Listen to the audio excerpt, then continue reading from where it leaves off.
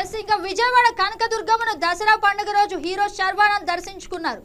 చివరి రోజు శ్రీ రాజరాజేశ్వరి దేవి అలంకారంలో అమ్మవారు భక్తులకు దర్శనమిస్తున్నారు. ఈ సందర్భంగా శర్వానంద్ అమ్మవారిని దర్శించి ప్రత్యేక పూజలు చేశారు. ఈ సందర్భంగా నటుడు శర్వానంద్తో మా ప్రతినిధి బిందు face to face.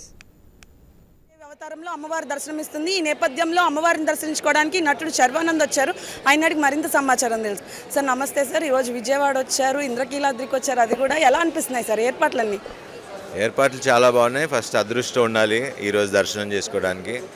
And thanks to Anil గారు అండ్ చిన్ని గారు ఈ అవకాశం ఇచ్చినందుకు చాలా సంతోషం. అండ్ ఏర్పాట్లు కూడా చాలా పకడ్బందీగా చాలా బాగా చేశారు. ప్రతి సంవత్సరం దసరా అంటే విజయవాడ వైభవంగానే చేస్తారు సార్, కానీ ఈసారి ప్రత్యేకంగా అత్యంత వైభవంగా చేస్తున్నారు.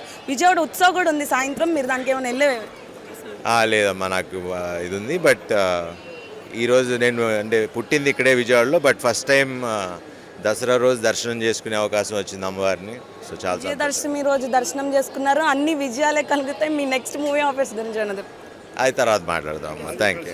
కూడా విజయవాడ తన స్వస్థలం అని కూడా విజయవాడకు వచ్చి అమ్మవారిని దర్శించుకున్నారని కూడా చెప్పడం జరుగుతుంది. చాలా ఏర్పాట్లు కూడా అత్యంత వైభవంగా ఉన్నాయి కూడా అని ఆయన చెప్పడం జరుగుతుంది. ఇంకా చూసుకుంటే ఈ రోజు విజయదశమి రోజు ఆయన రావడం కూడా ఒక ప్రత్యేక ఆకర్షణీయంగా ఆలయ ప్రాంగణం మొత్తం కూడా జరుగుతుంది. అందరూ ఫ్యాన్స్ కూడా శర్వానంద్ని పిలుస్తూ ఫ్యాన్స్ని కూడా పిలుస్తుంటే వారి దగ్గరికి వెళ్ళి కూడా స్వయంగా వారితో రివ్యూస్ కూడా తీసుకున్నట్లయితే తెలుస్తుంది. వీడియో జర్నలిస్ట్ మౌలితో బిందు, YK టీవీ, విజయవాడ.